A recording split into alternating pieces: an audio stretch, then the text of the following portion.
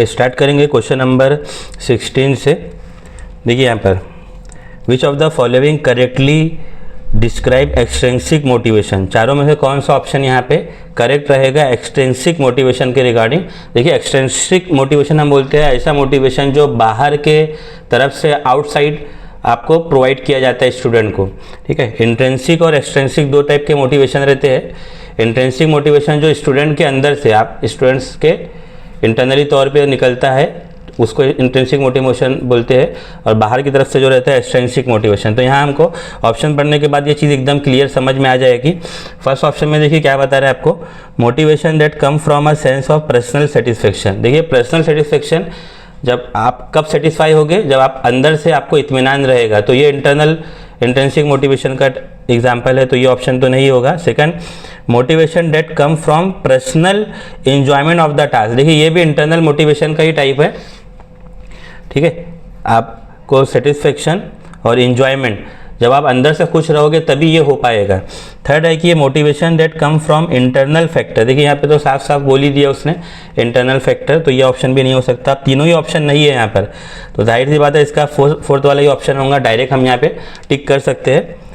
Motivation fourth option में बता रहे हैं, motivation that come from environmental consequence, मतलब इन्वायरमेंट की वजह से, इन्वायरमेंट के चेंज होने की वजह से या फिर इन्वायरमेंटल फैक्टर ऐसे अगर हो जा रहे हैं जिनसे आपको मोटिवेशन मिल रहा है, ठीक है, आगे आपको लाइफ में सक्सेस हासिल करने के लिए, आगे बढ़ने के लिए जो कॉन्सिक्वेंस है वो यही है हमारा एक्सट्रिंसिक मोटिवेशन, ठीक है। अब इसमें बहुत सारी एग्जांपल हो सकती है एनवायरमेंटल कंसिक्वेंस में, वो अब जब हम इसका डिटेल पार्ट पढ़ेंगे पेडागोजी का तब वहाँ डिस्कस करेंगे। क्वेश्चन नंबर 17 को देखिए, meaningful learning is primarily not about. जो मीनिंगफुल लर्निंग है चारों में से उसके लिए कौन सा ऑप्शन नहीं है।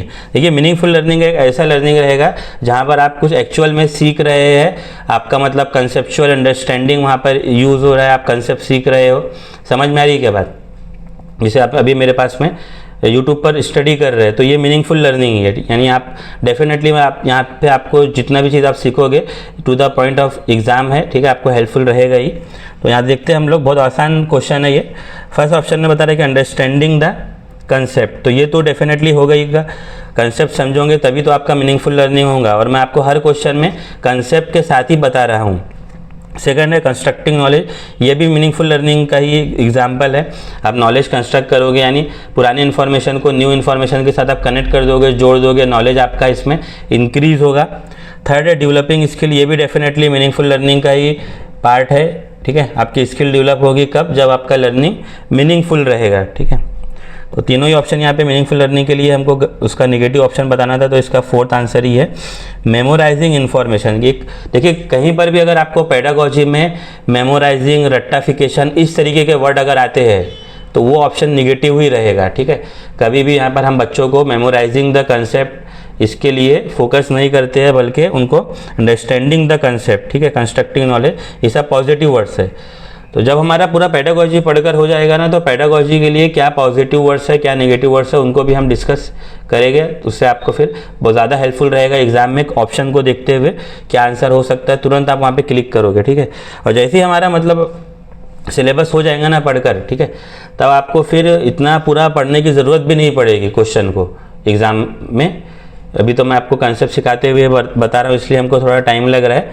क्वेश्चन नंबर 18 को देखिए आप, 18 नंबर का जो क्वेश्चन है, इन डेवलपमेंटल टर्म्स, डेवलपमेंटल टर्मिनोलॉजी के अकॉर्डिंग, ठीक है, जो चाइल्ड डेवलपमेंट है उसके अकॉर्डिंग, आ टाइम फ्रेम, वो टाइम फ्रेम को हम मतलब वो पर्टिकुलर टाइम पीरियड को हम क्या कहेंगे, वेयर, जबकि एन इंडिविजुअल अपहोल्ड्स, जब एक बच्चा जो है क्या करता है वो uphold and amplified sensitivity to particular incentive. देखिए क्या बता रहा है इसका मीनिंग, हिंदी में भी यहाँ पर लिखा हुआ है। जब एक बच्चा जो है, एक स्टूडेंट जो है क्या करता है वो अपहोल्ड एंड एम्पलीफाइड सेंसिटिविटी, ठीक है।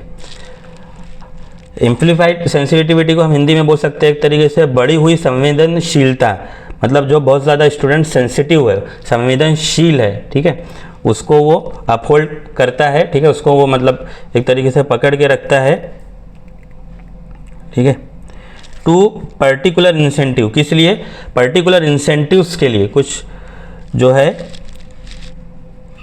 सीखने के लिए हम बोल सकते हैं एक तरीके से, आगे वही बता रहा है, पर्टिकुलर इंसेंटिव्स फॉर किस लिए कर रहे हैं वो, uphold for developing particular skill, ताकि वो कुछ पर्टिकुलर स्किल सीखना चाहता है, ठीक है, खास तरीके के जो स्किल्स जो कौशल्य है, ठीक है, वो सीखना चाह रहा है, to function in an efficient manner, ताकि वो अच्छी तरीके से काम कर सके, ठीक है। जो ये बताया ना एम्प्लीफाइड सेंसिटिविटी, जो संवेदनशीलता उसको वो रख रहा है, ठीक है, मतलब उसको उसके लिए वो काम कर रहा है टू पर्टिकुलर इंसेंटिव, ताकि वो एक इंसेंटिव को उसको उस तरीके से यूज़ कर सके, किस लिए यूज़ कर सके, स्किल डेवलप करने के लिए, एक एफिशिएंट मैनर में वर्क करने के लिए, is refers to as the dash of development.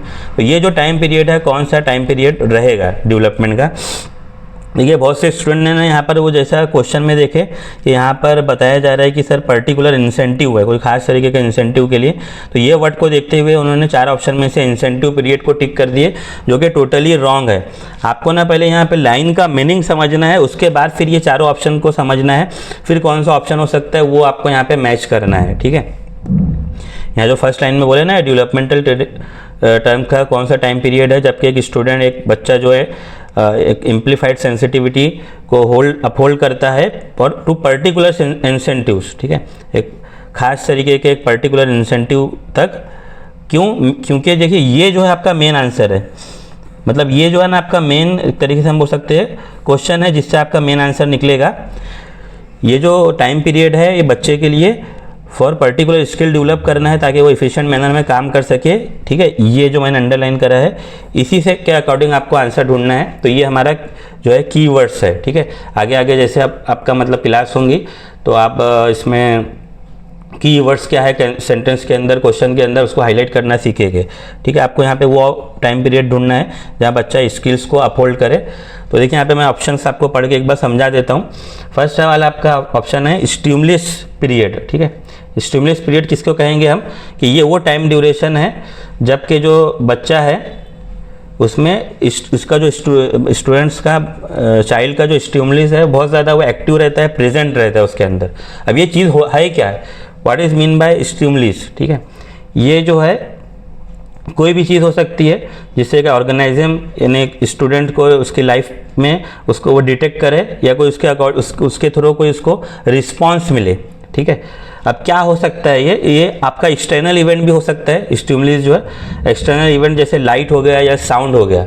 अभी समझ के चलिए तेज़ी से यहाँ पे ऐसे ज़ोर से साउंड होगा तो बच्चा वहाँ पे रिएक्ट करेगा ना, रिस्पॉन्स करेगा ना कुछ साउंड का, ठीक है। या लाइट समझ के चलिए अगर ऑफ हो गई अभी तो भी रिस्पॉन्ड करेगा, ये उसका स्टिमुलस कहेंगे हम उसे, ठीक है। या इंटरनल इवेंट भी हो सकता है स्टिमुलस में, जैसे फीलिंग ऑफ हंगर, अभी आपको भूख लगी है तो आपका स्टिमुलस यहाँ पे एक्टिव रहेगा बहुत ज़्यादा। मतलब मैं पढ़ा रहा हूँ पूरी मेहनत से, लेकिन अगर आपको भूख लगी है तो आप वो पढ़ नहीं पाएंगे, समझ में आ रहा है, क्योंकि वो ज़रूरी है ना, खाना आपको खाना ज़रूरी है, ठीक है। पढ़ना भी आपके लिए ज़रूरी है, लेकिन वो जो आपकी अगर भूख बहुत ज़्यादा है तो वो लर्निंग के ऊपर में आ जाएगा, ठीक है। वो स्टिमुलस इंटरनल स्टिमुलस का एग्जांपल है। तो वो स्टिमुलस पीरियड, ठीक है, जहाँ बच्चे मतलब अपने इंटरनल और एक्सटर्नल दोनों स्टिमुलस मैंने आपको बता दिया, ठीक है। ये वो टाइम पीरियड रहता है जहाँ उनका बहुत ज़्यादा एक्टिव रहता है स्टिमुलस, ठीक है। क्रिटिकल पीरियड ये किसको कहेंगे हम, ठीक है। ये क्रिटिकल पीरियड क्या बता रहे हैं इसके बारे में अच्छे से समझिए उसको, कि ये ऐसा एक टाइम पीरियड रहता है जहाँ पे जो स्टूडेंट है, जो मतलब चाइल्ड है, ये बहुत ज़्यादा रिसेप्टिव रहता है, receptive to learning specific skill. कोई पर्टिकुलर स्किल को सीखने के लिए बहुत ज़्यादा वो उत्साहित रहता है, ठीक है, इंटरेस्टेड रहता है। और कौन सी स्किल, वो स्किल जो कि उसके एफिशिएंट फंक्शनिंग के लिए डेली लाइफ में इसेंशियल है, बहुत ज़्यादा ज़रूरी है। और ये जो क्रिटिकल टाइम पीरियड रहता है ना बच्चे का, तो वहाँ पे उसका ब्रेन जो है बहुत ज़्यादा सेंसिटिव रहता है इन्वायरमेंटल स्टिमुली, इन्वायरमेंटल सिचुएशन के रिगार्डिंग। इसको जो है यहाँ पे याद रखिएगा, ब्रेन बहुत ज़्यादा सेंसिटिव रहता है उसका इन्वायरमेंटल स्टिमुली के रिगार्डिंग। तो यही वाला हमारा आंसर है, ठीक है। जैसे मैं आपको बता रहा था कि आपको वो टाइम पीरियड बताना था, सेंसिटिव है किसके लिए, जहाँ वो पर्टिकुलर स्किल डेवलप करना चाह रहा है ताकि वो एफिशिएंट मैनर में काम कर सके। तो ये क्रिटिकल पीरियड ही है, ठीक है। यहाँ इसका ब्रेन बहुत सेंसिटिव रहता है बच्चे का, और वो पर्टिकुलर स्किल सीखना चाहता है, ठीक है, ताकि वो प्रॉपर अच्छे तरीके से वो काम कर सके, ठीक है। अब जैसे मैं टीचर हूँ, अगर मेरे पास में टीचिंग स्किल ही नहीं रहेगी तो मैं आपको पर्टिकुलर तरीके से पढ़ा ही नहीं पाऊँगा, ठीक है। ये क्रिटिकल पीरियड हमारा आंसर है। बाकी ऑप्शन भी मैं आपको थोड़ा समझा देता हूँ क्योंकि कई स्टूडेंट के लिए न्यू टर्म है ये। देखिए थर्ड ऑप्शन में क्या बता रहा है, इनकोडिंग पीरियड। इनकोडिंग पीरियड किसे कहेंगे हम, ये जो है इनिशियल प्रोसेस होता है स्टूडेंट्स के लिए for transforming sensory information into a format of that can be stored in memory. मतलब ये एक बहुत ज़्यादा सेंसरी इंफॉर्मेशन इसमें क्या करते हैं स्टूडेंट, ट्रांसफॉर्म करते हैं स्टोर्ड मेमोरी में, जो उनके माइंड के अंदर में स्टोर हो जाता है, ठीक है, अपने सेंस के थ्रू।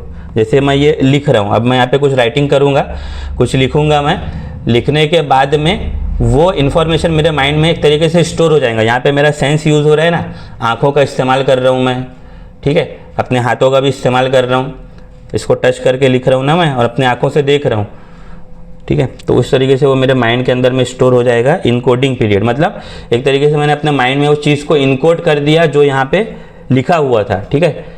मैं भी आपको जो पढ़ा रहा हूँ ना, यहाँ पे आपका सेंस यूज़ हो रहा है, आपकी आंखें इस्तेमाल हो रही है, आपके कान इस्तेमाल हो रहे हैं। तो ये इनकोडिंग पीरियड मतलब एग्जाम्पल समझाने की कोशिश कर रहा हूँ मैं, इनकोडिंग एग्जाम्पल, ठीक है। ये टाइम पीरियड तो बच्चे की लाइफ में आता है, ठीक है। और फोर्थ है आपका इंसेंटिव पीरियड। देखिए इंसेंटिव पीरियड, और यहाँ पे पर्टिकुलर इंसेंटिव कहा गया था, तो वो अलग है पर्टिकुलर इंसेंटिव। मेन तो क्या था मैंने बता दिया। इंसेंटिव पीरियड बहुत ही ईजी है। ये वो टाइम पीरियड रहता है बच्चे स्टूडेंट्स के लिए जहाँ पे उसको इंसेंटिव ऑफर किए जाते हैं। किस लिए? लर्निंग के लिए।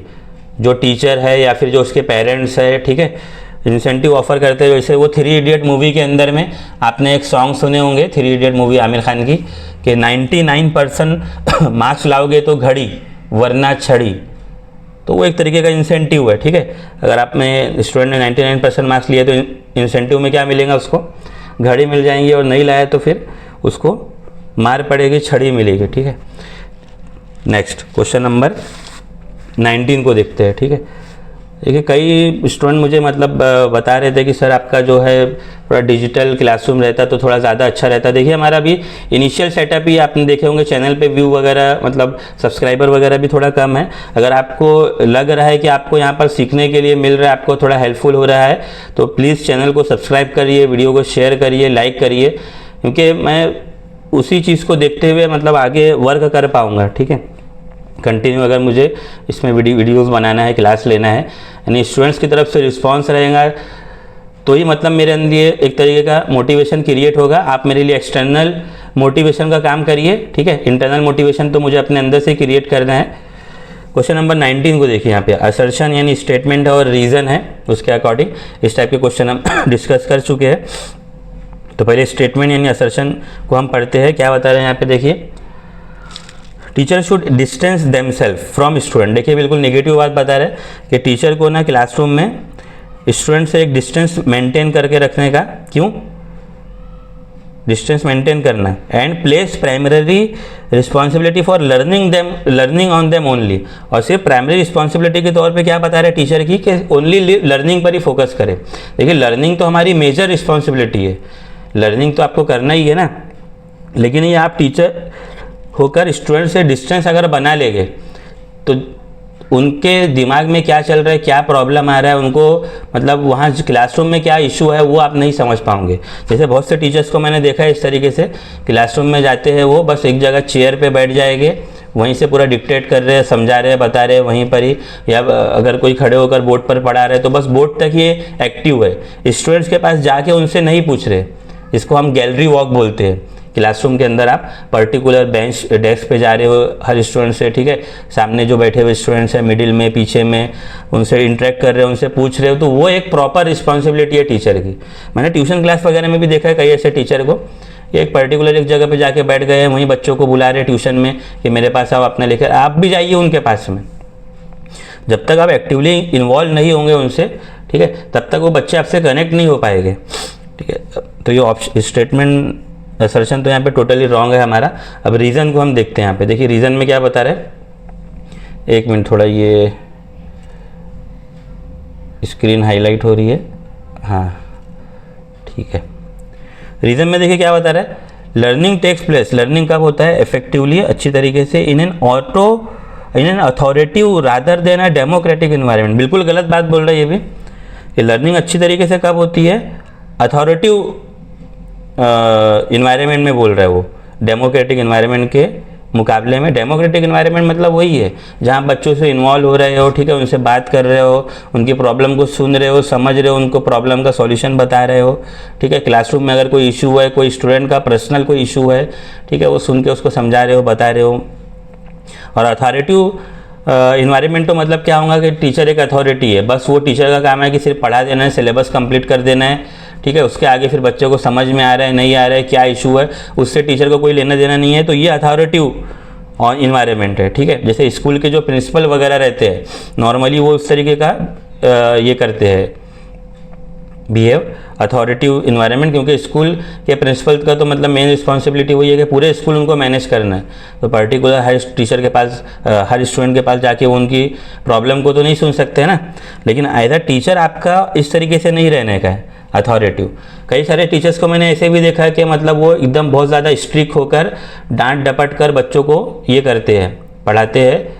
और कोई अगर उनसे स्टूडेंट कोई क्वेश्चन कर रहे हैं तो उसको और ज़्यादा मतलब ये कर देते, डांट देते हैं कि अभी तो मैंने बताया, तुमको इतना से नहीं पता, तुमको इतना नहीं आता।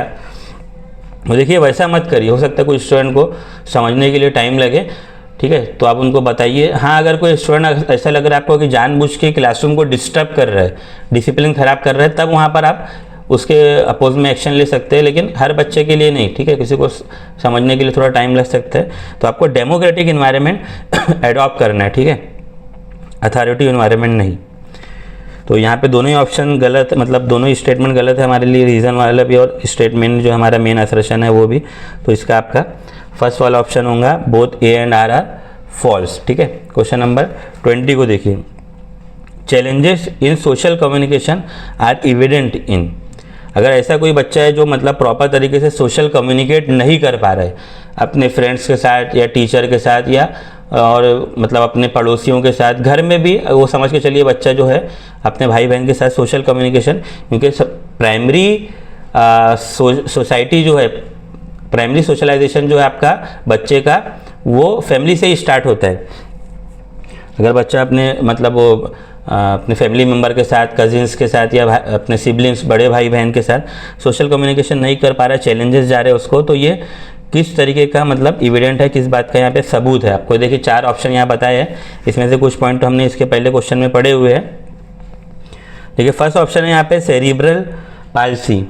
सेरिब्रल पाल्सी ये क्या होता है? ये जो है ना एक तरीके का ग्रुप ऑफ ब्रेन डिसऑर्डर है, ब्रेन डिसऑर्डर का एक टाइप है ये, ठीक है। इसके अंदर में होता क्या है, जिससे बच्चे के मूवमेंट पर, उसके पोस्चर, बैठने पर किस तरीके से बच्चा बैठा है और उसके बैलेंस पे, ठीक है, प्रॉपर तरीके से वो चल पा रहा है क्या बैलेंस में, ठीक है, या फिर कोई चीज़ को प्रॉपर तरीके से वो होल्ड कर पा रहा है, पकड़ के रख पा रहा है क्या, तो वो नहीं हो पाता है प्रॉपर तरीके से सेरिब्रल पाल्सी में।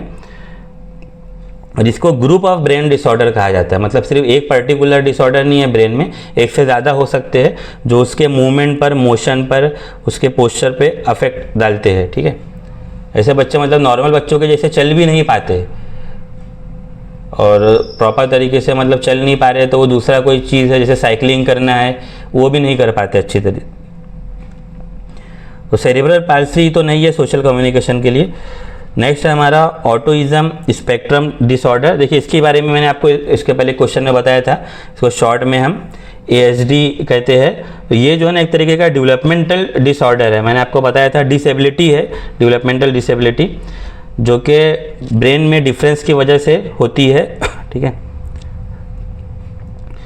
और इसके अंदर में क्या होता है, सोशल कम्युनिकेशन इंटरेक्शन के अंदर में प्रॉब्लम आती है, ठीक है।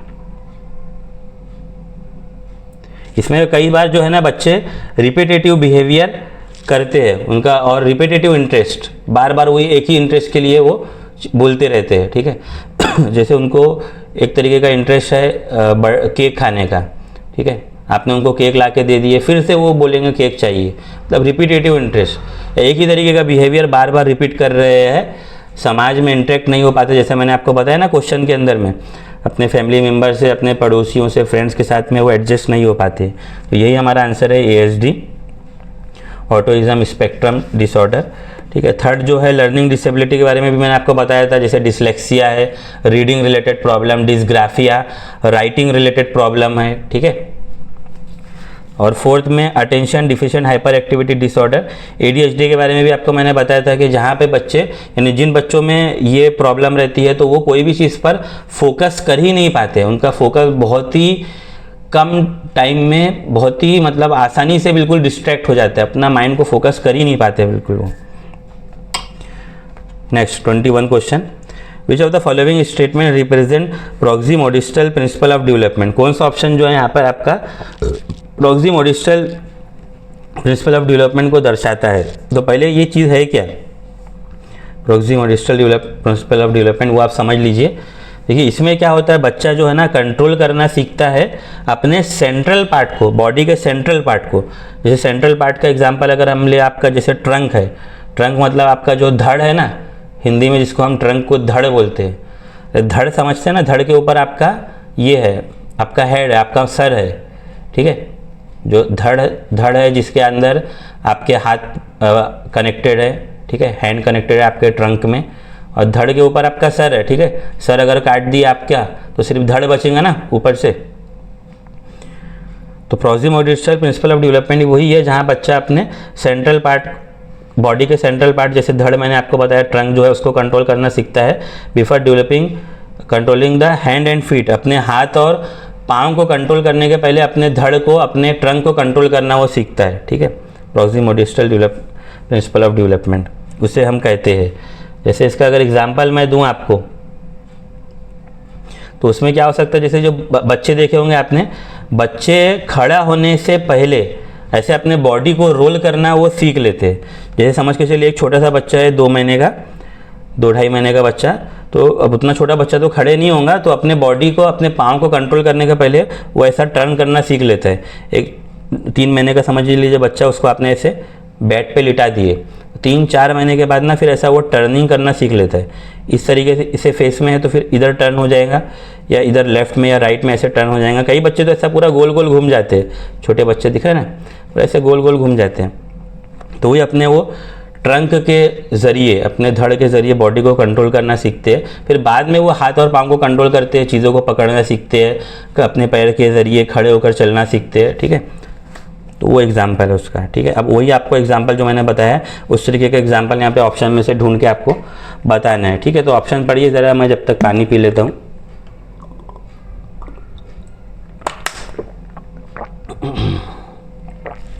समझ में आएगा आपको कोई ऑप्शन इसका? देखिए फर्स्ट ऑप्शन में क्या बता रहा है आपको, फर्स्ट ऑप्शन के अंदर में आइडेंटिकल ट्विंस, जो जुड़वा बच्चे हैं, जुड़वा भाई होंगे या जुड़वा बहन हो सकती है, या भाई बहन, लिविंग इन डिफरेंट कल्चर, उनको क्या करें आपने अलग अलग कल्चर में उनको यानी कि भेज दिए। जैसे एक बच्चे को समझ के चलिए गांव में रखे है ट्विंस में, और एक को शहर में रख दिए। Can develop at different rates, तो उनका डेवलपमेंट डिफरेंट तरीके से होगा। हो सकता है ऐसा, क्योंकि इन्वायरमेंटल फैक्टर भी रिस्पॉन्सिबल है ना बच्चे के डेवलपमेंट के लिए। तो जो बच्चा शहर में है उसका डेवलपमेंट थोड़ा ज़्यादा अच्छा हो सकता है गांव वाले बच्चे के रिगार्डिंग, ठीक है। लेकिन यहाँ पे प्रोक्सीमोडिस्टल डेवलपमेंट का कोई लेना देना नहीं है, ठीक है। नेक्स्ट यहाँ पे सेकंड ऑप्शन देखिए आपको, सेकंड ऑप्शन में क्या बता रहा है, childrens develop ability to grasp the ball before putting bats in thread. मतलब देखिए हिंदी में यहाँ पे लिखा है, बच्चा जो है मोतियों को धागे में पिरोने से पहले, आप देखोगे ना ऐसा बड़ा धागा है, धागे के अंदर मोती पिरोते हैं और उस तरीके से फिर माला वगैरह बनाते हैं, मोतियों की माला। तो उस तरीके की स्किल सीखने के पहले, मोतियों को धागे में पिरोने के पहले बच्चे गेंद को पकड़ने की क्षमता विकसित करते हैं, ठीक है। मतलब गेंद को ऐसा फेंकेंगे, बच्चा कैच करता है, उसको पकड़ लेता है, उसको विकसित करता है। तो ये ऑप्शन हो सकता है, ठीक है, समझिए उसको आप। बाकी ऑप्शन में मैं आपको बता देता हूँ पढ़ के। थर्ड है कि children develop ability to sit up before standing, बच्चा खड़ा होने के पहले बैठना सीख लेता है, सिट अप। फोर्थ है कि developmental is multi directional and multi dimensional. देखिए ये ऑप्शन तो नहीं होगा इसका, ये बात जो है ये सही बोल रहा है कि डेवलपमेंट आपका मल्टी डायरेक्शनल भी है और मल्टी डायमेंशनल भी है, ठीक है। क्या मीनिंग है मैं आपको थोड़ा बता देता हूँ। ये डेवलपमेंट इज मल्टी डायरेक्शनल, इसका मीनिंग यहाँ पे होगा कि जो डेवलपमेंट है लीनियर पाथ को फॉलो करता है, ठीक है, कंटिन्यूअस इम्प्रूवमेंट होते रहता है बच्चे के अंदर में, ठीक है। मतलब बच्चे का जो डेवलपमेंट है वहाँ पर गेन और लॉस दोनों का रिजल्ट है थ्रू आउट द लाइफ, यानी बच्चा अपनी ज़िंदगी में यानी कुछ चीज़ को उसको फ़ायदा भी मिलता है, कुछ चीज़ों का नुकसान भी होता है, ठीक है, मल्टी डायरेक्शनल। और डेवलपमेंट आपका मल्टी डायमेंशनल भी है, मतलब मल्टी डायमेंशनल के अंदर में बच्चे का जो डेवलपमेंट है एक आइसोलेशन में एकदम अकेलेपन में नहीं होता है, बल्कि उसके अंदर में क्या होता है, बहुत सारी चीज़ें इन्वॉल्व है, जैसे physical changes, physical development, emotional development, psychological development, ये सब फैक्टर उसमें अफेक्ट करते हैं। कोई पर्टिकुलर एक डायमेंशन में अकेलेपन में आइसोलेशन में नहीं होता है। अगर एक बच्चा बोलेगा कि सिर्फ वो घर में ही बैठे रहे, ना स्कूल जाएगा, ना कहीं इन्वायरमेंट में किसी से कनेक्ट होगा और उसका नॉर्मल बच्चों के जैसे डेवलपमेंट हो जाए, तो ये पॉसिबल नहीं है, ठीक है। तो ये ऑप्शन भी नहीं होगा, फर्स्ट ऑप्शन भी नहीं होगा, ठीक है। सेकंड और थर्ड में से देखिए कौन सा ऑप्शन यहाँ पे हो सकता है प्रॉक्सिमोडिस्टल डेवलपमेंट के अकॉर्डिंग। आपको मैंने अच्छे तरीके से समझा दिया कि जहाँ बच्चा अपने बॉडी के सेंट्रल पार्ट को पहले कंट्रोल करना सीखता है। इसका यहाँ पे देखिए सेकंड ऑप्शन रहेगा आंसर, कि बच्चा जो है बॉल को पहले पकड़ना सीखेगा, वो धागे के अंदर मोती पिरोने के पहले, ठीक है। क्योंकि देखिए वो फाइन मोटर स्किल है, धागे में मोती को पिरोना माला बनाने के लिए फाइन मोटर स्किल, जहाँ मतलब बहुत ही बारीकी तरीके से काम करना पड़ता है, बहुत ही फाइन लेवल पर। और ऐसे कैच पकड़ना, ठीक है, बॉल आपको फेंका जा रहा है, ऐसे कैच पकड़ना, ये ग्रॉस मोटर स्किल का एग्जांपल है, ठीक है। यानी यहाँ पे बच्चे का जो है पूरा सेंट्रल पार्ट बॉडी को, हालांकि वो हाथों का यूज़ कर रहे हैं, दोनों में ही हाथों का यूज़ है, लेकिन गेंद पकड़ना ये कैसा, उसका जो सेंट्रल पार्ट है वो पहले इन्वॉल्व हो रहा है इसके अंदर में, ठीक है। और यहाँ पे सेंट्रल पार्ट उसका इन्वॉल्व नहीं है, आपका मोतियों को पिरोना इसके अंदर में, माला के अंदर में, धागे के अंदर जो मोतियों का पिरोना माला बनाने के लिए, ठीक है। इसका सेकंड वाला आंसर है। नेक्स्ट 22 क्वेश्चन को देखिए। In order to help student to become good problem solver, आप बच्चों की हेल्प करना चाह रहे हो ताकि वो एक अच्छा प्रॉब्लम सॉल्वर बन सके। अ टीचर शुड एम्फेसाइज, यानी टीचर को फोकस करना चाहिए, जोर देना चाहिए, एम्फेसाइज का meaning on the practice of, किस पे आप फोकस करोगे बच्चों के लिए ताकि आप वो चाह रहे हैं कि बच्चा एक अच्छा प्रॉब्लम सॉल्वर बन जाए। तो फर्स्ट ऑप्शन में देखिए क्या बता रहे हैं यहाँ पे, approaching problem in a particular fix fashion. नहीं, बिल्कुल गलत बात है कि बच्चों को आप बोल रहे हो कि प्रॉब्लम को एक फिक्स फैशन में, एक फिक्स तरीके से ही बस सिर्फ प्रॉब्लम को देखा जाए, ठीक है, एक खास तरीके से ही आप बोलोगे इसी तरीके से प्रॉब्लम का हल होता है, प्रॉब्लम का सॉल्यूशन निकलता है, तो वो बिल्कुल गलत बात है।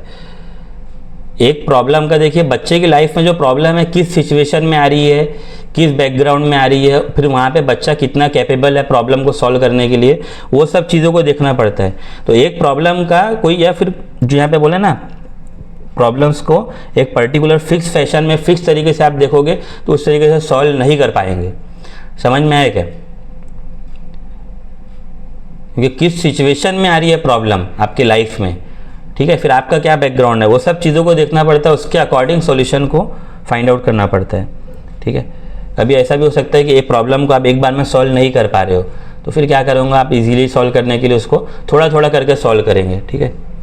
सेकंड ऑप्शन में क्या बता रहा है, ब्रेकिंग लार्ज कॉम्प्लेक्स प्रॉब्लम। अगर एक बहुत बड़ी प्रॉब्लम है, कॉम्प्लेक्स है, जिसमें एक से ज़्यादा मतलब इशू है, एक से ज़्यादा प्रॉब्लम है, तो क्या करोगे आप उसको इनटू स्मॉलर मैनेजेबल प्रॉब्लम, उनको आप छोटे छोटे प्रॉब्लम में कन्वर्ट कर दोगे, मैनेजेबल प्रॉब्लम। जैसे समझ के चलिए एक प्रॉब्लम आपको एक बार में सॉल्व नहीं हो रही है, तो आप बोलोगे कि इसको हम 10 दिन में डिवाइड कर देते हैं, हर दिन थोड़ा थोड़ा प्रॉब्लम सॉल्व करेंगे, ऐसे करके 10 दिन में वो प्रॉब्लम को कंप्लीट सॉल्व कर लेंगे। 10 दिन में मैनेज करना भी आपके लिए आसान है, तो बिल्कुल ये ऑप्शन हो सकता है हमारा, ठीक है।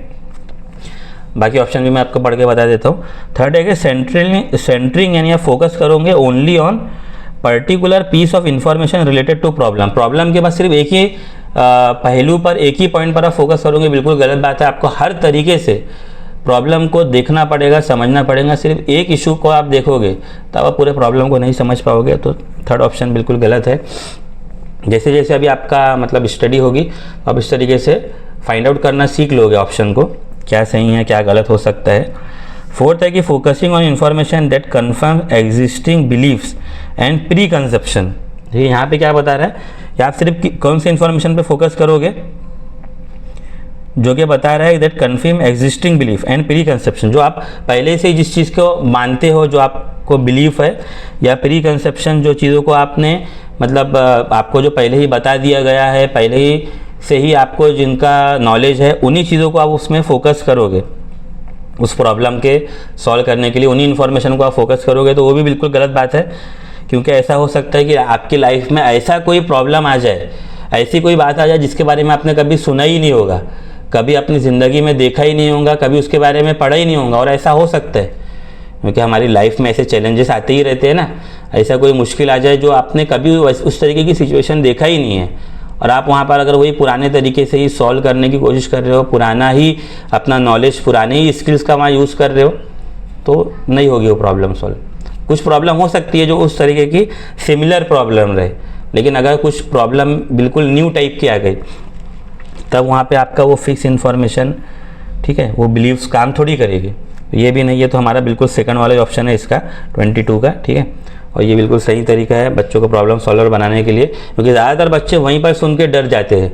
जैसे आपके लिए अगर मैं बात करूँ, चाहे ये CTET आपका 150 मार्क्स का पेपर है, तो पूरे के पूरे जो सब्जेक्ट्स है, 5 सब्जेक्ट जैसे है आपके पेपर 1 में, तो वो सब्जेक्ट को देखकर ही बच्चे घबरा जाते हैं, टीचर घबरा जाते हैं। मतलब आप अभी तो टीचर ही आपके लिए बच्चों का वर्ड यूज़ नहीं बोल रहा हूँ मैं, तो उसमें फिर आपके कहिए पर्टिकुलर सब्जेक्ट पे फोकस करिए। अब सब्जेक्ट में भी हम बात करेंगे चाइल्ड डेवलपमेंट पेडागोजी, उसको भी धीरे धीरे कंसेप्ट को समझिए, क्योंकि देखिए क्वेश्चन इसी तरीके से आते हैं, कंसेप्ट बेस ही रहते हैं, इसके बाहर से आपको क्वेश्चन नहीं आएंगे, लेकिन पूरी कंप्लीट स्टडी आपको करना ज़रूरी है, ठीक है। नेक्स्ट 23 क्वेश्चन को देखिए। देखिए यहाँ पे भी स्टेटमेंट और रीज़न वाला क्वेश्चन है, तो स्टेटमेंट यानी असर्शन में आपको क्या बता रहा है, देखिए इधर इफ़ेक्टिव टीचर, जो इफ़ेक्टिव टीचर है, ठीक है, अब ऐसे टीचर जिनसे बच्चे मतलब बहुत ज़्यादा असरअंदाज होते हैं, उनसे सीखते हैं। Familiarize themselves with daily lifes and socio culture background of learner, तो वो बच्चे के, स्टूडेंट्स के जो डेली लाइफ से वो किस तरीके की ज़िंदगी गुजार रहे हैं, और उनका सोशियो कल्चर बैकग्राउंड कैसा है, कैसा उनका समाज है, इन्वायरमेंट है, ठीक है, उससे बच्चे टीचर जो अपने आप को फेमिलराइज रखते हैं, ताकि हम बच्चों को समझा रहे हैं तो उनके जनरल लाइफ का एग्जाम्पल, उनके समाज के अंदर जो चीज़ें हैं उनका एग्जाम्पल देके समझाए, तो बच्चे आसानी से कनेक्ट हो जाएंगे ना टीचर से, कि ये जो मैडम है, ये जो सर है, ये तो हमारे घर के बारे में, हमारे मोहल्ले के बारे में, सोसाइटी के बारे में बता रहे हैं, हमारे क्लासरूम में एग्जाम्पल दे रहे हैं, तो वो आपसे जल्दी कनेक्ट हो जाएंगे। तो ये बिल्कुल सही बात है, ठीक है, क्योंकि हर बच्चा चाहता है कि उसके बारे में, उसकी चीज़ों के बारे में बात किया जाए, उससे वो कनेक्ट जल्दी हो जाता है। रीज़न क्या बता रहा है, learning takes place in social context, बिल्कुल सही बात है, क्योंकि बच्चे जो है ना, ये जो आपकी जो लर्निंग है सोशल कॉन्टेक्स्ट के थ्रू बहुत जल्दी से बच्चे उसको समझ पाते हैं, सीख पाते हैं। अब जैसे आपके महाराष्ट्र स्टेट बोर्ड की जो टेक्स्ट बुक है, तो वो कोई एक पर्टिकुलर सिटी, पर्टिकुलर गांव के रिगार्डिंग वो टेक्स्ट बुक तो बनाई नहीं गई है, पूरे महाराष्ट्र के अकॉर्डिंग बनाई गई है। लेकिन टीचर तो एक पर्टिकुलर सिटी, एक पर्टिकुलर गांव में पढ़ा रहे ना, तो वहाँ पर वो टेक्स्ट बुक के नॉलेज को बच्चों के सोशल कॉन्टेक्स्ट, उनके सोसाइटी के अकॉर्डिंग अगर टीचर ने वो नॉलेज को कनेक्ट कर दिया एग्जाम्पल के ज़रिए, तो बच्चे बहुत जल्दी वो चीज़ों को सीख लेंगे और टीचर से भी कनेक्ट हो पाएंगे कि ये तो हमारे बारे में बता रहे, हमारे सोसाइटी, हमारे लोकेलिटी के बारे में बता रहे टीचर। तो रीज़न भी यहाँ पे, ठीक है, बिल्कुल करेक्ट है। तो यहाँ पे सेकंड ऑप्शन है, और रीज़न जो है बिल्कुल स्टेटमेंट के अकॉर्डिंग ही है, रीज़न करेक्ट है और लेकिन स्टेटमेंट के भी अकॉर्डिंग है, ठीक है, बिल्कुल मतलब बिल्कुल बातें यहाँ पे प्रॉपर तरीके से मैच कर रही है। तो इसका सेकंड ऑप्शन है, both A and R are true and R is the correct explanation of A, ठीक है। 24 क्वेश्चन को देखिए, लॉरेंस कोलबर्ग आ गए हैं, आर्ग्यू दैट, उन्होंने किस पे आर्ग्यू किया है लॉरेंस कोलबर्ग ने। तो देखिए यहाँ पे पहले लॉरेंस कोलबर्ग के बारे में आपको पता रहना चाहिए।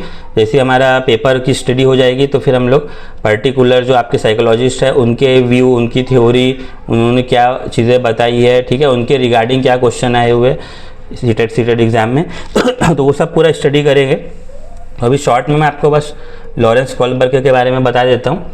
ये जो साइकोलॉजिस्ट है, इन्होंने मोरल डेवलपमेंट, ठीक है, नैतिकता जिनको हम बोलते हैं हिंदी में, और उर्दू में क्या बोलते हैं उसको, इखलाक, बच्चों का इखलाक कैसा है, मोरल डेवलपमेंट मतलब वही बच्चों को कैसा डिसिप्लिन कैसे मेंटेन कर रहा है, वो सही और गलत की पहचान है क्या बच्चे के अंदर में, बड़ों से उसको बात करना आता है क्या प्रॉपर तरीके से, मोरल डेवलपमेंट। तो इसके ऊपर उन्होंने मेन फोकस किया है लॉरेंस कोहलबर्ग ने। मोरल डेवलपमेंट को उन्होंने जो है 3 लेवल में डिस्ट्रीब्यूट किया है। अभी देखिए मैं पूरा डिटेल तो नहीं बता पाऊँगा आपको, ठीक है, जब हम पढ़ेंगे तभी हम पूरा अच्छी तरीके से स्टडी कर पाएंगे इन साइकोलॉजिस्ट के बारे में। तो मैं अभी शॉर्ट में आपको बता देता हूँ, 3 लेवल उन्होंने बताया था और हर लेवल में 2-2 स्टेज उन्होंने बताए, ऐसे 3 लेवल और टोटल 6 स्टेज, ठीक है, 3 लेवल और 6 स्टेज, इस तरीके से उन्होंने मोरल डेवलपमेंट को क्लासीफाई किया है। तो उनका जो फर्स्ट लेवल था वो प्री कन्वेंशनल लेवल था, जिसमें उन्होंने बताया कि मोरलिटी जो है वो एक्सटर्नली कंट्रोल्ड होती है, बाहर की तरफ से, बच्चे के अंदर से नहीं आ रही है इखलाकी कदरें, नैतिकता, मोरलिटी, बल्कि उसको टीचर या फिर जो उसके पेरेंट्स हैं वो कंट्रोल करते हैं। इसमें जो 2 स्टेज उन्होंने बताया, स्टेज 1 स्टेज 2 आपका प्री कन्वेंशनल लेवल में। तो स्टेज 1 में बताया कि ऑबिडियंस एंड पनिशमेंट, बच्चों को या तो पनिशमेंट के थ्रू या उनको एक तरीके से रिवॉर्ड वगैरह के थ्रू ऑबिडियंस, उनको हुक्म मानने के लिए तैयार किया जाता है, ऑर्डर मानने के लिए तैयार किया जाता है। सेकंड स्टेज में था सेल्फ इंटरेस्ट एंड ओरिएंटेशन, बच्चों का इंटरेस्ट रहता है खुद होके या उनके बच्चों के इंटरेस्ट को वैसा बनाया जाता है, ठीक है, उसी तरीके से पनिशमेंट या फिर आपका जो मैंने बताया रिवॉर्ड के ज़रिए, ठीक है। उसके बाद उनका जो सेकंड लेवल था, ठीक है, सेकंड लेवल उसको उन्होंने कहा है कन्वेंशनल लेवल। कन्वेंशनल लेवल के अंदर में उन्होंने बताया कोहलबर्ग ने कि morality is based on the social expectation and maintaining social order, समाज के रिगार्डिंग, ठीक है, समाज के मुताबिक जो स्टूडेंट यानी वही जो बच्चे हैं, बच्चों की डेवलपमेंट के लिए हम बात कर रहे हैं अभी, चाइल्ड डेवलपमेंट के लिए, तो समाज के अकॉर्डिंग, समाज के एक्सपेक्टेशन के अकॉर्डिंग उनका मोरलिटी रहती है। इसमें भी उन्होंने 2 स्टेज को बताया है, एक है गुड इंटरपर्सनल रिलेशनशिप, दूसरों के साथ एक अच्छा रिलेशनशिप बनाओगे तभी तो लोग आपकी समाज में इज्जत करेंगे, समाज में आपका एक्सपेक्टेशन अच्छा रहेगा, ठीक है। और 4th स्टेज था मेंटेन टू सोशल ऑर्डर, समाज का एक रिलेशनशिप सोशल ऑर्डर को मेंटेन करके रखना, यानी आप देखिए समाज में किसी का काम करोगे तभी लोग, समाज के लोग आपका काम आएंगे जब आपको ज़रूरत पड़ेगी। जब तक आप दूसरों की हेल्प नहीं करेंगे तब तक आपकी कोई हेल्प क्यों करेगा, ठीक है। जैसे आप भी अगर चाहते हैं कि अब मैं कंटिन्यूसली वीडियो बनाते रहूँ, ठीक है, अगर आपको मदद मिल रही है, इससे आपको समझ में आ रहा है, तो आप भी मतलब हेल्प करिए मेरी, ठीक है, चैनल को ग्रो करिए, मैं यानी उससे मुझे एक्सटर्नल मोटिवेशन मिलेगा, मैं अपना काम करूँगा, ठीक है। और इनका जो 3rd लेवल था वो पोस्ट कन्वेंशनल लेवल था, ये आप लिख लीजिए या इसको रिवाइंड करके या फिर पॉज करके आप लिख सकते हैं, पोस्ट कन्वेंशनल लेवल। इसमें उन्होंने क्या बताया कि जो मोरलिटी है वो बेस रहती है abstract principle, universal ethical idea के ऊपर में, ठीक है। पर्टिकुलर एब्स्ट्रैक्ट यानी कि वही पर्टिकुलर कोई खास कंसेप्ट पर, यूनिवर्सल इथिकल आइडिया के मतलब वो बता रहे थे कि एक तरीके से जो आपका ये रहता है ना मैच्योरिटी, मैच्योर समझदारी के तरीके से मोरलिटी को देखा जाता है। यानी ये जो बड़े बच्चे एडल्टहुड वगैरह या जिसमें जो टीनेज के बाद वाले बच्चे हैं उनके लिए उस तरीके से मोरलिटी देखी जाती है। इसमें भी उन्होंने 2 स्टेज बताए थे। स्टेज 5 में सोशल कॉन्ट्रैक्ट है, इंडिविजुअल राइट्स, ठीक है, हर बच्चे का, हर इंसान का एक राइट है, उसके अकॉर्डिंग उसका फिर सोशल कॉन्ट्रैक्ट है, ठीक है। अब जैसे मैं तो गवर्नमेंट में नहीं हूँ, तो मैं नागरिक हूँ, ठीक है, तो मेरी रिस्पॉन्सिबिलिटी, मेरा कॉन्ट्रैक्ट वहीं पर ही है, मैं नागरिक के जैसे ही पूरा काम करूँगा, ठीक है, वो मेरे राइट्स है, जो नागरिक को, जो एक सिटीजन को जो राइट दिए गए हैं। और लास्ट स्टेज में उन्होंने बताया था इसके अंदर यूनिवर्सल इथिकल प्रिंसिपल, ठीक है, ऐसे प्रिंसिपल जो यूनिवर्सल रहे, हर किसी के लिए अप्लाई हो। इथिकल मतलब आप किस तरीके से समाज में अपने आप को देखना चाहोगे, ठीक है, आपको किस तरीके से मतलब क्या बोल सकते हैं हम लोग यूनिवर्सल में, कि सिर्फ मैं आपको एज अ कंट्री की बात नहीं कर रहा, पूरे दुनिया के लेवल पे अगर हम बात करें तो हमारा क्या एक क्या बोल सकते हैं, हमारी तरफ से क्या मैसेज जाएगा समाज में हमारा किस बिहेवियर को देखते हुए, यूनिवर्सल इथिकल प्रिंसिपल। तो देखिए कोहलबर्ग ने जो बताया ना, टोटल 6 स्टेज और 3 लेवल बताए हैं। हम यहाँ पे हम देखते हैं ऑप्शन को। फर्स्ट ऑप्शन में आपको क्या बता रहे हैं, there are cultural difference in moral reasoning of children, बच्चों के मोरल रीजनिंग में कल्चरल डिफरेंस आते हैं, कल्चरल डिफरेंस रहते हैं, लेकिन मेन उन्होंने जो आर्गू किया है वो इसके ऊपर में नहीं किया है।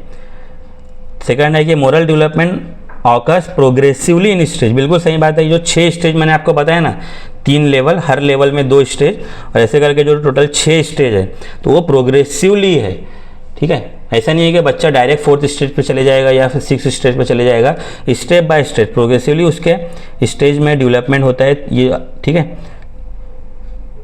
फर्स्ट लेवल में 2 स्टेज, सेकंड लेवल में 2 स्टेज, थर्ड लेवल में भी 2 स्टेज, ऐसा प्रोग्रेसिवली स्टेप बाय स्टेप होता है वो। तो यही हमारा इसका आंसर है, ठीक है।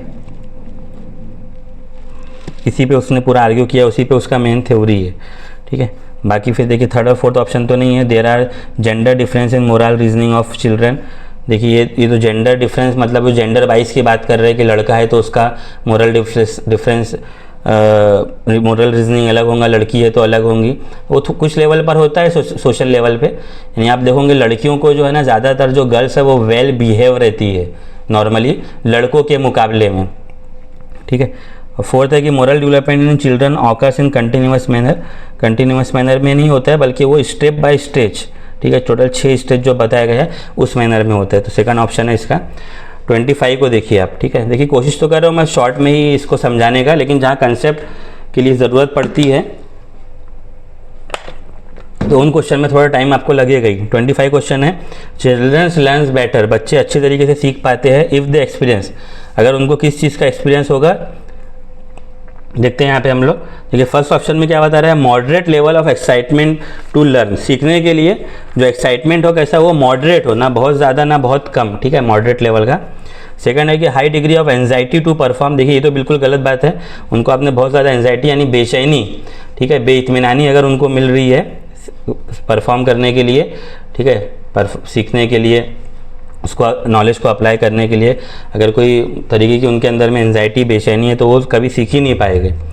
थर्ड है कि लर्नड हेल्पलेसनेस, अगर उनको ऐसा लग रहा है कि किसी भी तरीके से उनको मदद नहीं मिल रही है टीचर की तरफ से या फिर जो भी है स्कूल बैकग्राउंड की तरफ से उनको हेल्पलेसनेस है तो भी वो नहीं सीख पाएंगे, ये भी निगेटिव ऑप्शन है, ठीक है।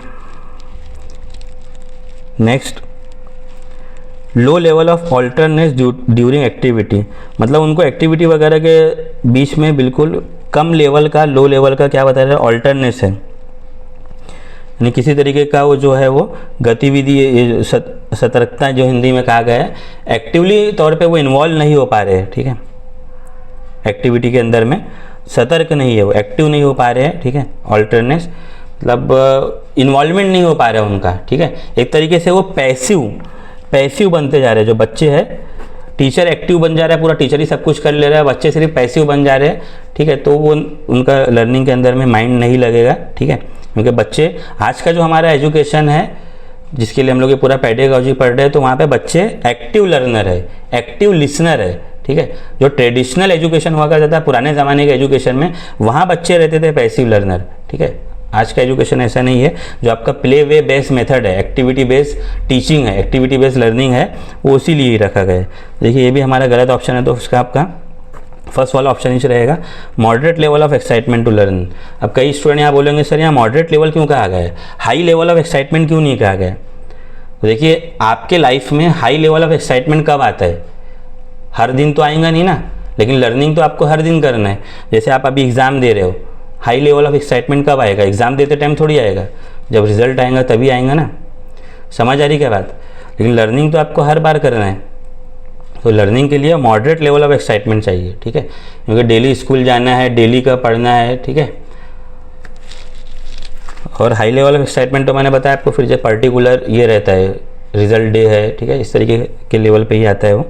26 क्वेश्चन को देखिए यहाँ पर, mastery oriented learners typically attribute success to, मतलब वो जो बच्चे कोई चीज़ को पर में मास्टरी करते हैं, मतलब महारत हासिल करते हैं, तो उनका जो टिपिकली एट्रीब्यूट रहेगा सक्सेस के लिए, और यहाँ पे फेलवर के लिए भी बोला है कि सक्सेस को वो किस तरीके से देखेंगे और फेलवर को किस तरीके से देखेंगे। कैसे बच्चे, ऐसे लर्नर जो कि मास्टरी ओरिएंटेड है, मतलब वो चीज़ों के अंदर में उसमें महारत हासिल करना चाह रहे हैं, स्किल डेवलप करना चाह रहे हैं। तो देखिए वो ऐसे बच्चे ना बहाने नहीं करते। आप अपने लेवल पे भी देखिए, आप एज अ टीचर के तौर पे अगर आप मास्टरी करना चाहते हो पेडागॉजी में, चाइल्ड इसमें सीटेट एग्ज़ाम में, तो वो बहाने नहीं करोगे फेलवर के लिए, ठीक है। सक्सेस के लिए आप ये नहीं बोलूँगा कि मैं तो खुशकिस्मत हूँ, मैं तो पहली बार में पास हो गया, मैंने जो भी ऑप्शन टिक करे वो सही हो गए, उस तरीके से आप नहीं कहोगे। ठीक है, अगर आप महारत हासिल करना चाह रहे हो तो क्या करोगे, देखिए यहाँ पे 4 ऑप्शन है। पहले हम यहाँ पे सक्सेस के लिए भी बताया गया है, फिर ये सेमी कॉलम के बाद में फिर फेलियर के लिए भी बताया गया है। देखते हैं हम लोग सक्सेस के लिए फर्स्ट ऑप्शन में क्या बता रहे हैं, एबिलिटी एंड इफर्ट, इससे आपकी सक्सेस होगी। बिल्कुल सही बात है, जितनी आपके अंदर एबिलिटी है और फिर एबिलिटी के साथ आपको इफर्ट भी देना है। ऐसा नहीं बोलूँगा कि सर मेरे अंदर एबिलिटी है सीटेट एग्ज़ाम पास करने की, लेकिन मैं कोशिश नहीं करूँगा या नहीं करूँगी। जब एग्ज़ाम आएगा, जब देखेंगे, जब इफर्ट लगाएंगे, तब फिर आप फेल नहीं हो पाओ, यानी पास नहीं हो पाओगे। एबिलिटी है तो आपको इफर्ट तो करना ही पड़ेगा ना, ठीक है। तो एबिलिटी एंड इफर्ट, ये बात बिल्कुल सही है सक्सेस के लिए। और फेलियर के लिए क्या बोल रहा है, बैड लक, नहीं ये गलत बात है। फेल हो गया, आप बोलोगे सर मेरा बैड लक है, बैड लक की वजह से फेल नहीं हुए, आपने इफर्ट प्रॉपर नहीं लगा इसलिए फेल हो गए। तो देखिए यहाँ पे ये ऑप्शन तो नहीं होगा। सेकंड देखिए, सक्सेस के लिए वही बता रहे हैं, एबिलिटी, बिल्कुल सही बात है, आपके अंदर एबिलिटी है एंड गुड लक, नहीं गुड लक नहीं, इफर्ट आएगा यहाँ पे। एबिलिटी है आपके अंदर, ठीक है, लेकिन आपको इफर्ट करना पड़ेगा ना, पढ़ना पड़ेगा, कोशिश करना पड़ेगा। आप बोलोगे ना मेरा गुड लक है, मैं पास हो जाऊँ एग्ज़ाम, मेरे अंदर एबिलिटी है। जैसे कई सारे टीचर बोलते हैं कि सर हमको पास होना चाहिए या हमको अच्छी जॉब मिलनी चाहिए क्योंकि हमारे अंदर एबिलिटी है। ठीक है, एबिलिटी है आपके अंदर तो आपको इफर्ट करना पड़ेगा, कोशिश करना ही पड़ेगा, ठीक है। और फेलियर क्यों बोल रहा है, लो एबिलिटी की वजह से, लो एबिलिटी की वजह से फेलियर बोल रहे हैं, नहीं ये गलत है। ऐसा नहीं है, अगर एबिलिटी कम है, ठीक है, तो आपको इफर्ट ज़्यादा लगाना पड़ेगा। लेकिन अगर किसी की एबिलिटी कम है और वो फेल हो जाए तो ये गलत बात है। एबिलिटी कम है तो बस आपको इफर्ट ज़्यादा लगेगा, लेकिन आप भी पास हो सकते हो। समझ में आएगा। जैसे कई टीचर अगर बोलेंगे सर हमारा 10-12 में या D.Ed B.Ed में परसेंटेज कम थे, हमारी नहीं थी उतनी एबिलिटी, तो आपको थोड़ा इफर्ट ज़्यादा लगाना पड़ेगा। और ऐसी 100 ऑफ एग्जाम्पल है हमारे समाज में जिनका स्टार्टिंग में परसेंटेज कम था, जो भी उनका लर्निंग बैकग्राउंड कम था, लेकिन उन्होंने ऐसा इफर्ट लगाए कि आज की दुनिया में वो जो टॉपर स्टूडेंट है उनको बिल्कुल उनसे बहुत आगे निकल गए। समझ में आया क्या?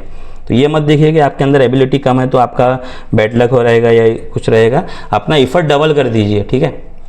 आपने एक कहावत सुने होंगे इंग्लिश में कि if smart work doesn't work, hard work will beat the smart work.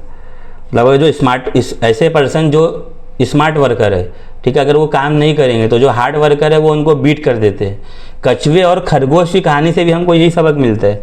कछुए के अंदर एबिलिटी नहीं थी रेस जीतने की, ठीक है, लेकिन उसने अपना इफर्ट नहीं छोड़ा, वो लगा रहा।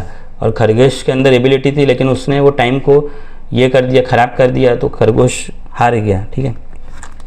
थर्ड वाला ऑप्शन एबिलिटी, देखिए सक्सेस के लिए बता रहा है एबिलिटी एंड इफर्ट, वो तो बिल्कुल सही बात है जो मैंने आपको समझाया। और फेलियर के लिए क्या बता रहा है, इनसफिशिएंट इफर्ट। हाँ, यही है हमारा आंसर, ठीक है। सक्सेस के लिए तो बिल्कुल करेक्ट है कि बच्चा सक्सेस कब करेगा, जब एबिलिटी एंड इफर्ट दोनों ही वो लगाएगा। और फेलियर कब होगा, आपका फेलियर कब होगा, जब इफर्ट तो आप लगा रहे हो लेकिन कैसे है वो, इनसफिशिएंट। जैसे आप बोलोगे सर जब एग्ज़ाम रहेगा ना उसके 15 दिन पहले, 1 महीने पहले हम लोग पढ़ने बैठेंगे, तो आप इफर्ट तो लगा रहे हो लेकिन वो इनसफिशिएंट है, ठीक है। नॉर्मली जब नोटिफिकेशन आ गया ना तो बिल्कुल स्टडी चालू कर दीजिए। और नोटिफिकेशन के पहले भी अगर आपको एक आइडिया है कि सर अभी ये मंथ में नोटिफिकेशन आने वाला है, नेक्स्ट मंथ में, तो 1 महीने पहले ही इफर्ट आप अपना चालू कर दीजिए। थोड़ा ज़्यादा पढ़ लेंगे तो कोई नुकसान तो होगा नहीं ना आपका।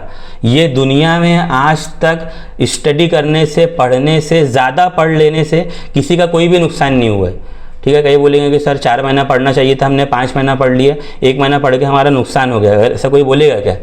अरे पढ़ने से आज तक दुनिया में किसी का नुकसान हुआ ही नहीं है, ना कभी होगा, ठीक है। ज़्यादा पढ़ लेंगे आप तो, लेकिन इनसफिशिएंट नहीं होना चाहिए। तो थर्ड वाला हमारा आंसर है। 27 क्वेश्चन को देखिए, ठीक है। According to Vygotsky theory of learning and development, which of the following is example of scaffolding. देखिए स्कैप फोल्डिंग इसके पहले भी मैंने आपको बताया था कि इसके अंदर में क्या होता है, जहाँ पे टीचर या जो पेरेंट्स है वो बच्चे को एक सपोर्ट प्रोवाइड करते हैं स्कैप फोल्डिंग में। पूरा का पूरा उसको मतलब आंसर वगैरह करके नहीं बताते हैं, बस उसको ये कहा जाता है कि आप बच्चे को, स्टूडेंट को, कि आप अपना काम करिए, आप अपनी स्टडी करिए, कहीं डाउट अगर जाए तो आप मुझसे पूछिएगा, ठीक है। वो है स्कैप फोल्डिंग।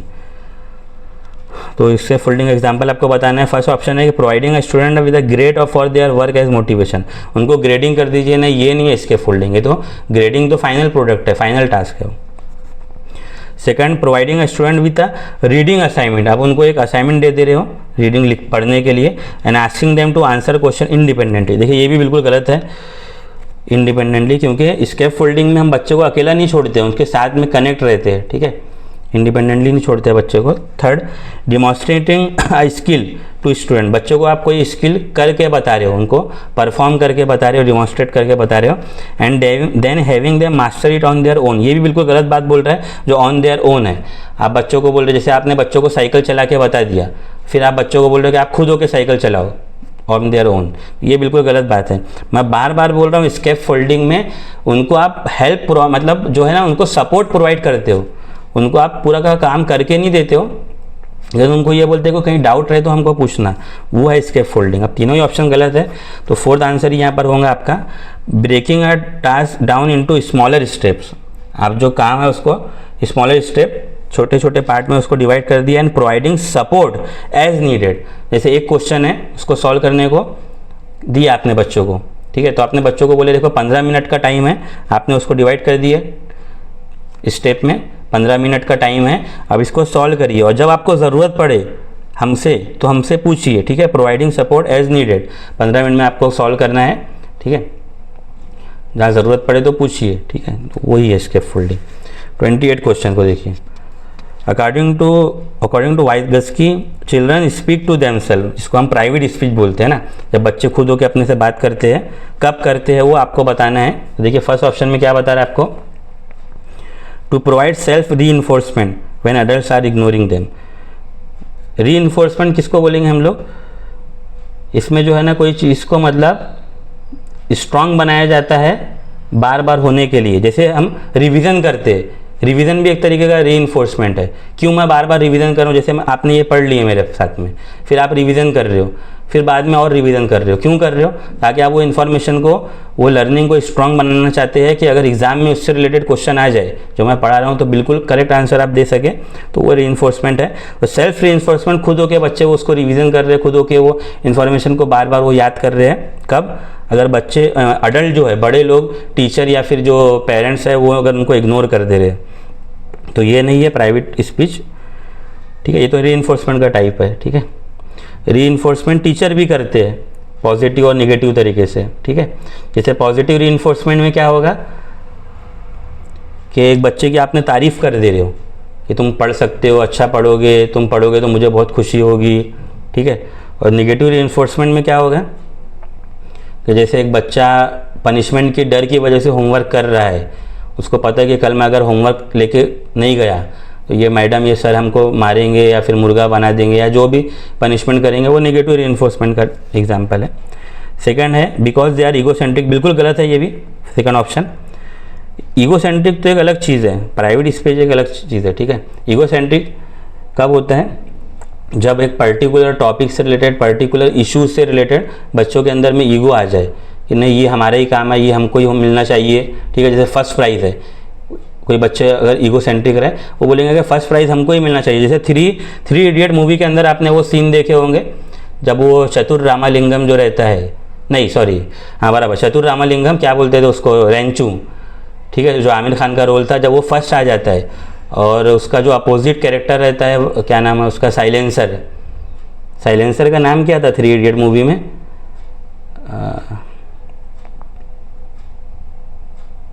नहीं चतुर रामालिंगम तो ये था ना, साइलेंसर था, हाँ वही, मैं गलती हो गई, चतुर रामालिंगम वो साइलेंसर है, वो सेकंड आ जाता है पहली बार अपनी ज़िंदगी में। और जो रेंचू है, रणछोड़ दास श्यामल दास चांचड़, ठीक है, वो रेंचू आमिर खान वो फर्स्ट आ जाता है। तो वहाँ पर जो साइलेंसर है वो ईगोसेंट्रिक था, तो वो रोने बैठ जाता है अपनी गर्लफ्रेंड के साथ में कि मैं कैसे हो गया मेरी लाइफ में कि मैं सेकंड आ गई, ऐसा वो डायलॉग बोल रहा था। तो वो ईगोसेंट्रिक वाला पॉइंट है, प्राइवेट स्पीच नहीं है। Third, because there thought is illogical, बिल्कुल गलत बात है। प्राइवेट स्पीच हम उसको भी नहीं बोले कि जहाँ बच्चे का थॉट इलॉजिकल रहे, ठीक है। वो तो अपने मतलब प्राइवेट स्पीच क्या है, अपने थॉट को, अपने आप को रेगुलेट करने के लिए, ठीक है, अपने से वो बात कर रहा है, ठीक है, अपने आप को सेटिस्फाई करने के लिए। तीनों ही ऑप्शन गलत है, तो फोर्थ वाला इसका आंसर है to add thought and for self regulation, ठीक है।